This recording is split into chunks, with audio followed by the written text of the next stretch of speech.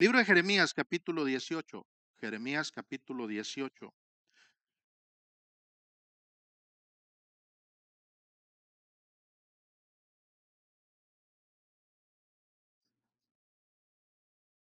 Este es un pasaje muy conocido que algunos ya van a decir, ya sé de qué va a hablar. Pero bueno, Dios lo puso en mi corazón y quiero compartírselos con la ayuda de Él. Dice Jeremías capítulo 18 en el versículo 1, palabra de Jehová que vino a Jeremías, diciendo, levántate y vete a casa del alfarero, y allí te haré oír mis palabras. Y descendí a casa del alfarero, y he aquí que él trabajaba sobre la rueda, y la vasija de barro que él hacía se echó a perder en su mano. Y volvió y la hizo otra vasija, según le pareció mejor hacerla. Entonces vino a mí palabra de Jehová diciendo, no podré yo hacer de vosotros como este alfarero, oh casa de Israel, dice Jehová. He aquí que como el barro en mano del alfarero, así sois vosotros en mi mano, oh casa de Israel. Jeremías es uno de los libros más extensos, es uno de los profetas de Dios que fue llamado precisamente para profetizar acerca de una situación muy particular del pueblo de Israel. ¿Cuál era la situación? Que el pueblo de Israel se había olvidado de Dios. Jeremías, que su nombre significa Dios es alto, Dios en lo alto, Dios es exaltado. Jeremías profetiza en el tiempo del rey Sedequías, del rey Josías. Josías fue uno de los reyes que trató de enmendar la mala actitud del pueblo de Israel, hizo reformas buenas durante su reinado, pero cuando muere Josías y viene su hijo, su descendencia a tomar el trono, otra vez el pueblo se desenfrenó. Entonces Dios llama a Jeremías. A Jeremías se le conoce como el profeta llorón. ¿Alguien había oído eso? Se le conoce como profeta llorón. ¿Y por qué llorón? Porque precisamente le tocó una etapa muy difícil de lidiar con el pueblo de Israel para profetizarle. Man. El pueblo de Israel estaba desenfrenado, man. Se habían olvidado de las maravillas de Dios cuando los rescató de la esclavitud allá en Egipto. Y entonces eh, era una constante hacer el mal, pero en el tiempo de Jeremías viene un tiempo de juicio para el pueblo de Israel, un tiempo en donde Dios les dice, ya no los voy a tolerar, voy a permitir que los caldeos vengan y los asedien, que vengan y traigan un cautiverio sobre ustedes. Y entonces Dios le dice a Jeremías, y tú vas a ser el encargado de decirle al pueblo de Israel. Y entonces Jeremías, hermano, cuando profetizaba en el nombre de Dios, ¿qué creen? Le iba como en feria, hermano. Por eso cuando Dios lo llama, ahí en Jeremías capítulo 1, hermano, Dios llama a Jeremías y Jeremías dice, Señor, de entrada, soy muy pequeño para esto. No sé si recuerdan esa frase de Jeremías que dice, Señor, ¿por qué me llamas a mí? Yo soy un niño. La verdad es que no era un niño. Él pudiera decir, no tengo experiencia para predicarle a este pueblo. Yo no sé si se recuerdan la historia de Jonás, cómo Dios lo envía a predicarle a Nínive, una ciudad también muy pecadora, muy perversa. Y entonces Jonás le dice a Dios como que si no sabes a dónde me envías a predicar, ¿verdad? Yo soy tu profeta. De tal manera que él prefirió mejor comprar un vuelo para otro lado, ¿verdad? ¿Y cómo le fue a Jonás, hermano? Bueno, la historia usted la conoce. Y Jeremías predica en la situación es muy similar. Les decía que a Jeremías le conocen como el profeta llorón. ¿Por qué? Porque todo lo que él profetizaba, hermano, era calamidad para el pueblo de Israel. Y entonces, ¿a quién le gusta que le profeticen calamidad? ¿A quién le gusta que vengan y le digan, dice Dios que corrijas tu pecado? A nadie nos gusta que nos señalen eso. Y más hoy que está desarrollada yo le llamo enfermedad, ¿verdad? De ese tipo de profetizos que hablan solo prosperidad, solo tantas cosas. No me voy a meter en eso. Pero venir y decirte, oye, cambia de vida, Oye, deja el pecado, como que no es muy agradable. Es más agradable decir, Dios te va a bendecir, Dios va a venir y va a proveer todo lo que tú necesitas, Dios te va a hacer tantas cosas. Y no, no, no. Es cierto que Dios nos bendice, pero que para que Dios nos bendiga, hermano, tenemos que dejar de lado todas aquellas cosas que estorban para que la bendición de Dios fluya. Hoy se le llaman errores, hoy se le llaman situaciones difíciles, pero la Biblia le conoce como pecado. Si no dejamos el pecado, hermano, no hay bendición de Dios. Y el pueblo de Israel estaba en pecado. Entonces, por eso cuando Jeremías profetizaba, hermano, era mal visto. Lo tenían, hasta un pozo fueron y lo aventaron a Jeremías por ir y profetizarle al rey y decirle, oye, viene juicio para todo Judá. Y entonces dijo, no, no, si acaba de venir otro profeta y me acaba de profetizar cosas buenas. No, no, no, no le hagan caso a Jeremías, métanlo ahí a la cisterna. Y ahí está Jeremías, hermano. En una ocasión profetiza Jeremías y les dice, y es muy difícil, hermano. Jeremías profetiza y les dice que viene la destrucción y de tal manera que va a ser tanto el asedio y el encierro que van a tener por el imperio babilónico. ¿Se acuerdan que Israel fue preso, fue cautivado? Bueno, vivieron una cautividad por 70 años por el imperio babilónico. Y de ahí de Jerusalén se extrajeron lo mejor, los príncipes, los más entendidos, los más estudiados, y los llevaron a Babilonia para instruirlos en las artes babilónicas. Y Jerusalén, ¿qué hicieron? La quemaron, derrumbaron sus murallas, derrumbaron todo. Es la llamada cautividad que duró 70 años, que de hecho el salmista la ilustra, hermano. El salmista cuando, en el Salmo 137, cuando viene le dice, el pueblo de Israel era un pueblo muy cantador, y le dicen los babilónicos, cántenos una de las canciones que ustedes cantan. Y entonces ellos dicen, ¿cómo cantaremos en tierra de extraños? Y algunos por ahí, esa frase también se la llevaron a el arte eh, secular. Dice, junto a los ríos de Babilonia, ahí nos sentábamos y aún llorábamos, acordándonos de Sión. Y los que nos habían pedido que cantáramos, pues les decíamos, ¿cómo les vamos a cantar si estamos presos, si estamos en una tierra de extraños? Dice la Biblia, hermanos, que habían colgado las arpas, habían colgado los instrumentos de música y dijeron, ya no vamos a cantar más porque Dios se alejó de nosotros. Bueno, pero el alejamiento de Dios no fue por causa de Dios.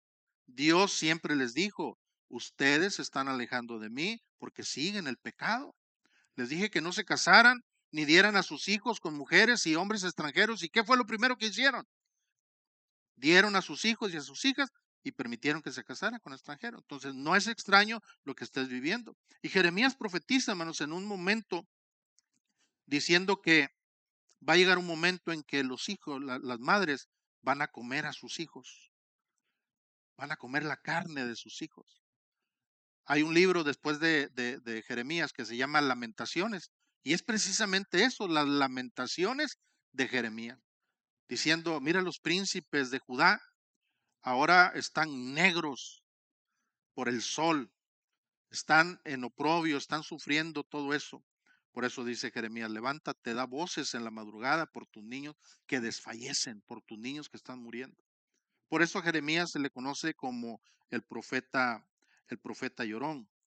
¿Cuál es la causa por la que persiguen a Jeremías? Jeremías capítulo 2, ahí está muy presente. Dice, vino a mí palabra de Jehová diciendo, anda y clama a los oídos de Jerusalén diciendo, así dice Jehová, me he acordado de ti, de la fidelidad de tu juventud, del amor de tu desposorio, cuando andabas en pos de mí en el desierto, en tierra no sembrada. Santo era Israel a Jehová, primicias de sus nuevos frutos. Todos los que devoraban eran culpables, mal venía sobre ellos, dice Jehová. En otras palabras, Jeremías le dice al pueblo, Dios se acuerda de ustedes, cómo eran al principio, todo marchaba bien, ponían a Dios en primer lugar. Dios era el centro de atención de ustedes. De hecho, las naciones vecinas se maravillaban de eso que ustedes hacían. Pero ¿qué sucedió? Mire lo que Dios le pregunta por medio del profeta en el versículo 5, ¿no? Capítulo 2 de Jeremías, en el versículo 5, viene la pregunta de Dios y les dice, ¿qué maldad hallaron en mí vuestros padres, que se alejaron de mí y se fueron tras la vanidad y se hicieron vanos? Dios interroga, ¿no?, al pueblo de Israel. Dice, ¿qué maldad hallaron en mí? Cuando yo les pagué mal, cuando yo hice cosas malas con ustedes, que ustedes se olvidaron de mí. De hecho, hasta pensaron, versículo 6, ¿dónde está Jehová que nos hizo subir de la tierra de Egipto, que nos condujo por el desierto, por una tierra desierta y despoblada, por tierra seca y de sombra de muerte, por una tierra por la cual no pasó varón, ni allí habitó hombre? Llegó un momento, hermanos, en que el pueblo de Israel se alejó de Dios, se olvidó de Dios. Y entonces lo que estoy diciéndoles es el contexto, la situación que vivía el pueblo de Israel. Y por qué Dios levanta a Jeremías para que vaya y les predique y les dice, señores y señoras, va a haber destrucción sobre esta tierra. Va a haber destrucción. ¿Por qué? Porque se han olvidado de Dios. Se han alejado del Señor. Y entonces, aunque venía el juicio, que se concretó el juicio, Dios les deja saber por medio de Jeremías que con Dios no todo está perdido. Que con Dios siempre habrá una esperanza. Que con Dios su naturaleza es que el Señor tiene misericordia de aquellos que se arrepienten, de aquellos que se vuelven. El pueblo de Israel preguntaba y decía, ¿por qué nos está sobreviniendo esto? Y entonces, para explicarle al pueblo, Dios le dice a Jeremías, el capítulo que hoy nos ocupa, capítulo 18, ve a la casa del alfarero. Vayan ahí al capítulo 18, dice, palabra de Jehová que vino a Jerusalén diciendo, levántate y vete a casa del alfarero y allí te haré oír mis palabras. Esta es la primera cosa. Hoy les quiero compartir así dos cosas, dos puntos rápido, hermano, que podamos entender esta parte. Les hablo del panorama general, cómo se encontraba el pueblo de Israel alejado de Dios. Por eso, en los lamentos, hermanos, en la Biblia se le conoce como endechas. Una endecha es un lamento. Y Jesús se lamenta sobre Jerusalén. Cuando va a entrar a Jerusalén y observa la ciudad de Jerusalén y dice, Jerusalén, Jerusalén, que apedreas a tus profetas y matas a los que te son enviados. Y luego habla de la naturaleza de Dios. ¿Cuántas veces quise juntaros, así como la gallina, dice, junta sus polluelos debajo de sus alas? ¿Alguien ha visto eso, hermano? ¿Cómo las gallinas protegen a sus polluelos? Así, ¿verdad? Tienen, sus plumas son impermeables, hermano, son permeables, ¿verdad? Cuando llueve, hermano, la gallina junta todos los pollitos abajo de ella, ¿no? Y los pollitos están secos, no traspasa la humedad. Entonces Jesús utiliza esa figura para lamentarse sobre Jerusalén. Dice, así como la gallina junta sus polluelos, así Dios los quiso juntar a ustedes. Y luego el lamento, la endecha, dice, pero ustedes no quisieron. Ustedes no quisieron. La naturaleza de Dios siempre es la misericordia. La naturaleza de Dios es la bondad.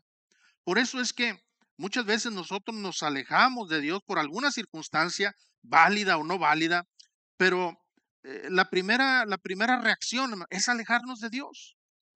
Es irnos y vivir bajo nuestra propia convicción. El pueblo de Israel le pasaba lo que le estaba pasando precisamente por eso, por alejarse de Dios. Y leíamos ahorita el capítulo, Dios cuando Dios los cuestiona, dice, ¿cuándo yo los traté mal?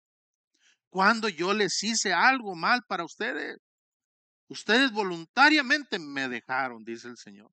Entonces no es extraño que les esté pasando lo que les está pasando. Y Dios utiliza a este profeta, repito, para enseñarle otra enseñanza didáctica. Le dice, ve a la casa del alfarero. Y esa es la primera cosa que yo quiero compartirle. Dios le dice a Jeremías, levántate y vete a casa del alfarero. La ilustración es muy sencilla, es muy firme. Es por demás obvio que el alfarero es Dios. Es por demás obvio que el barro somos nosotros y que Dios trabaja en nosotros día tras día, vez tras vez. Pero la primera cosa, hermanos, ve a la casa del alfarero. Es la invitación que Dios nos hace siempre, hermano. No le dice ve con el alfarero. Le dice ve a dónde, a la casa del alfarero. Y yo quisiera traerme esa figura para el día de hoy, hermano. ¿Cuál es la casa del alfarero el día de hoy? Usted hoy está en la casa del alfarero. Estamos en la casa del alfarero, hermano. El alfarero sigue trabajando. El alfarero sigue moldeando nuestra vida. Por eso la importancia de venir a la casa de Dios, digan amén. La importancia de estar en la casa del Señor, la casa en donde Dios habita, la casa en donde Dios se manifiesta. Es cierto, Dios está en todo lugar, pero Él ha designado un lugar específico para morar, para habitar, para derramar su presencia. Y ese lugar es la casa de Dios, hermano. Por eso Dios le dice a Jeremías, vete a la casa del alfarero, porque en la casa del alfarero suceden cosas maravillosas. En la casa del alfarero suceden transformaciones como tú no te imaginas. Por eso el salmista decía, el Salmo 27, hermano. Él decía, una cosa he demandado a Jehová y esta buscaré. ¿Qué es lo que iba a buscar? Dice, estar yo en la casa de Jehová todos los días de mi vida. No se asuste. No quiere decir que iba a estar todo el lunes, martes, miércoles, jueves, viernes. Lo que está diciendo es que el ir a la casa de Dios sea un hábito muy particular en mi vida. Que yo anhele estar en la casa de Dios. Por eso la importancia de venir, amada iglesia, a la casa de Dios. De venir a que el Señor nos siga moldeando. Les decía la semana pasada, la casa de Dios debe ser un hospital espiritual, en donde vengan los desvalidos, en donde vengan los enfermos, en donde vengan los amargados, digan amén, en donde vengan los necesitados. ¿Cuántos amargados no llegamos aquí? Yo llegué amargado a la iglesia. No se me ha quitado la cara porque eso no la puedo cambiar, ¿verdad? A menos que tenga mucho dinero. Pero hoy soy feliz, hermano. Amén. Nomás dispensen mi cara. Pero soy feliz, soy alegre. Porque un día fui a la casa del alfarero y ahí en la casa del alfarero ocurrió esa transformación. Repito, Dios está en todas partes, sí, pero Él ha destinado un lugar en donde Él se manifiesta. Sí, el salmista, por eso, porque mejor es un día en tus atrios que 1000 fuera de ellos. Es más, si no hay lugar para entrar a tu casa, prefiero estar ahí en el jardín, ahí en la entrada, ahí en el porche, Señor, pero ahí prefiero estar que allá donde andaba antes en el mundo. Entonces, amada iglesia, nunca deje de venir a la casa de Dios. Amén. Dice el salmista ahí en el Salmo 122, yo me alegré con los que me decían, a la casa de Jehová iremos. Vete a la casa del alfarero y contempla al alfarero trabajar. Nadie puede decir, yo ya no tengo nada que Dios haga en mí, hermano. Todos los días Dios tiene algo que hacer en nosotros. Por eso la importancia, la casa de Dios es nuestro refugio. La casa de Dios es nuestra seguridad y debe ser nuestro deleite, nuestra alegría. Es el lugar en donde lo conocemos a Él, hermano. Es el lugar en donde recibimos instrucción. Es el lugar en donde recibimos edificación. Y aparte es el lugar en donde nos preparamos para salir al mundo y compartirles del amor de Dios que recibimos aquí en su casa. ¿Cuántos dicen amén, hermano? Por eso todos debemos anhelar estar en la casa de Dios y apreciar su casa, valorar su casa. Decía el mismo salmista, decía, bienaventurados los que habitan en tu casa. Y luego habla del gorrión, dice, aún el gorrión haya nido donde poner sus polluelos. Después el sabio dice que hasta las arañas, hermano, están contentas de estar en la casa de Dios. Hacen sus nidos, hacen sus habitaciones, hacen el lugar en donde pueden estar seguros. Por eso es muy importante que nosotros tengamos como práctica común venir a la casa de Dios. ¿Qué sucede cuando no venimos a la casa de Dios? El escritor a los hebreos lo dice. Se hace una costumbre no venir a la casa de Dios. Dice, no dejemos de congregarnos como algunos, dice, tienen, ¿por qué, hermano? Por costumbre. El no venir a la casa de Dios, después se hace costumbre. Y nos acostumbramos a no venir. Ese es el peligro de no venir. Por eso vayamos a la casa del alfarero. Estemos en la casa del alfarero. ¿Cuántos dicen amén, hermano? Bueno, ahí Dios envió al profeta Jeremías, en donde él observa un sermón didáctico, un sermón particular. Les decía al principio, no tenemos problema para identificar al alfarero. No tenemos problema para identificar la casa del alfarero. Tampoco tenemos problema para identificar al barro. Dice, y descendí, dice el versículo 3, a la casa del alfarero. Y he aquí que él trabajaba sobre la rueda. Y la vasija de barro que él hacía se echó a perder en su mano. Y volvió y la hizo otra vasija, según le pareció mejor hacerla. Esta parte es importante, hermanos, porque nosotros debemos de entender que cada persona, cada uno de los que estamos aquí en esta mañana, somos el barro, somos el barro y estamos en la rueda del alfarero. No se nos olvide esto.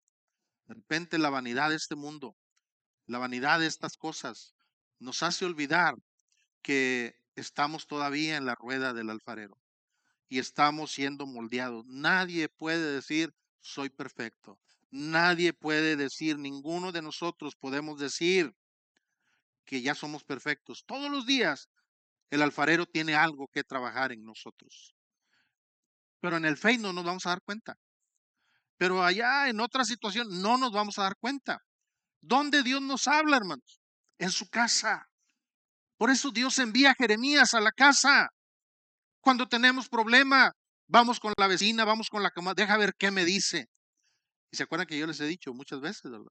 No estoy en contra de la psicología, no estoy en contra de la psiquiatría. Estoy en contra de que vayamos a esas instancias en primer lugar antes que ir a la palabra de Dios.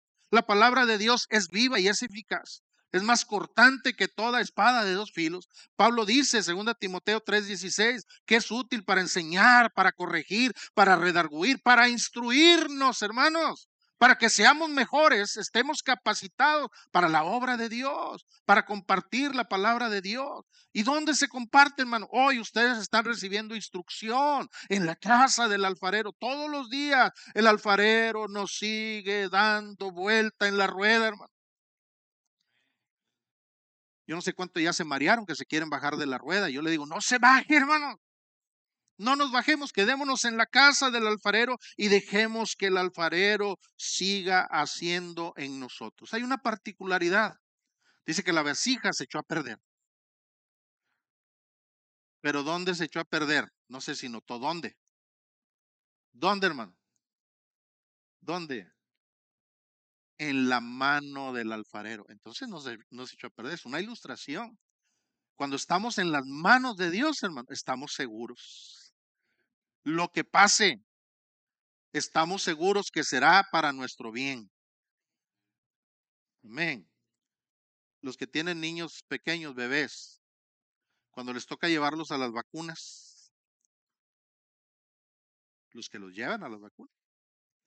¿Cómo se sienten los que llevan a sus bebés a las vacunas, hermano? ¿Cómo te sientes, Mimi? ¿Cómo se sienten, hermano? Pues, parece que te están atravesando a ti una daga en el corazón, ¿verdad? Ay, agárralo tú y no lo quieres agarrar porque la enfermera, ella llega y vámonos. Pues dale, y a ver la pierna y se le pone la pierna y la mamá está, hay papás que hasta lloran, hermano, porque llevaron a vacunar a su niño, ¿no? Y está con las lágrimas y así, ¿verdad? Quisieran no llevarlo, pero lo tienes que llevar para proteger y fortalecer su sistema inmune y todo ese tipo de cosas. Que en el 2021, 2020 para acá y 2021 empezó a surgir otras nuevas tendencias y todo eso, ¿verdad? Y bueno, es respetable cada quien, pero o sea, ¿cuántos de los que estamos aquí no nos vacunaron de pequeños? ¿Verdad que sí? Tenemos la marca, ¿verdad? Y aquí andamos todavía, 58 años y contando, ¿verdad? Pero bueno, ¿dónde está el bebé cuando lo llevas? Está en tus manos. Lo llevas a vacunar, que es un proceso doloroso para él, pero lo llevas por su bien. Te digo esta ilustración para que sepas cómo el Señor nos tiene, hermano. Cuando viene la dificultad, cuando viene la necesidad, cuando viene la escasez, cuando viene la problemática, hermano, si estás en las manos de Dios, ten la seguridad que es para bien. La vasija se deshizo, pero la que formó después el alfarero, hermano, fue mucho mejor que la que se echó a perder.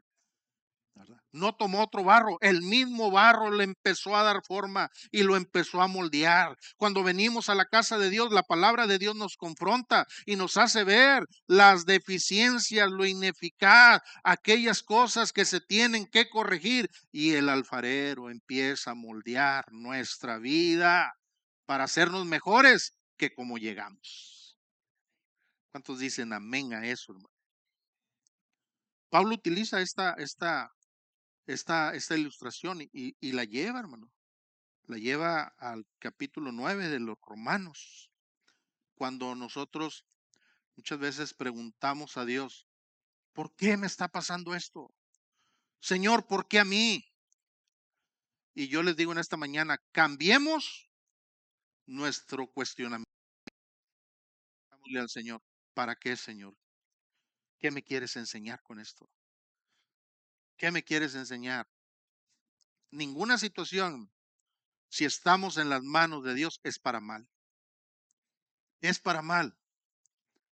¿Se recuerdan el asunto de los discípulos cuando van en la barca, que se desata la tormenta ahí en el mar?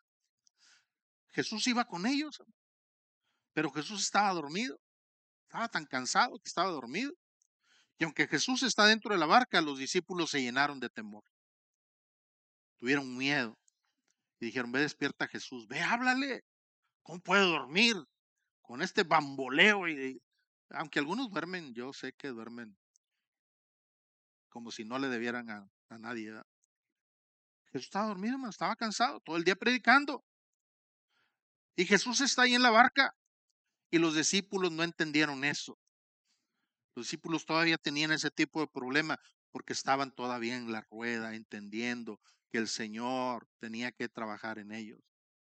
Cuando lo despiertan, dice, no, no, vamos a perecer, nos vamos a hundir. ¿Qué les dijo? Hombres de poca fe. Hombres de poca fe. Se levantó y se reprendió a la tempestad, reprendió al viento y todo se hizo bonanza, se hizo tranquilo. Hermanos, amada iglesia, si estamos en las manos de Dios, tenga la seguridad que lo que el Señor haga en nosotros es lo mejor. Nadie puede cuestionar a Dios. Él es soberano. Él es el alfarero por excelencia. Él trabaja con nosotros. Yo siempre pongo este ejemplo. ¿Algunos de los que estamos aquí sabemos cuándo nos vamos a morir? ¿Qué día te vas a morir? ¿A quién le compete eso?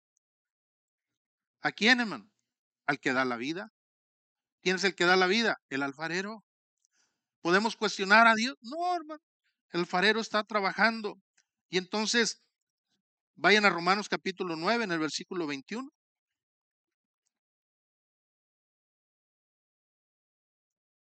Pablo, utilizando esta figura, ahí en el versículo 21 dice, ¿acaso no tiene potestad el alfarero sobre el barro para hacer de la misma masa un vaso para honra y otro para deshonra?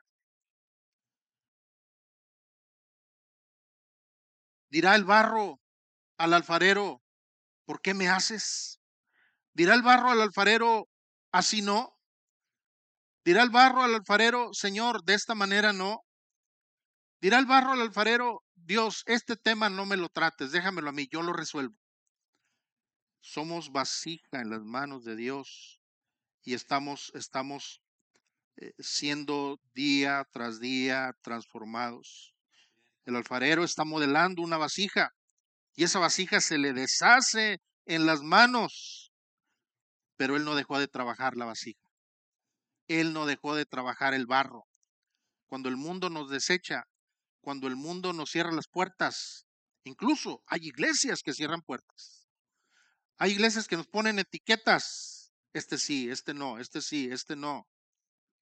Cuando todo eso sucede, hermano, Dios no nos cierra las puertas. Dios abre sus vasos para recibirnos y para decirnos, quiero seguir trabajando en ti. quiero seguir moldeando tu vida. El barro tenía que tomar la textura correcta. El barro tenía que tomar la forma correcta. ¿Alguien ha observado cómo trabajan, hermanos, los alfareros?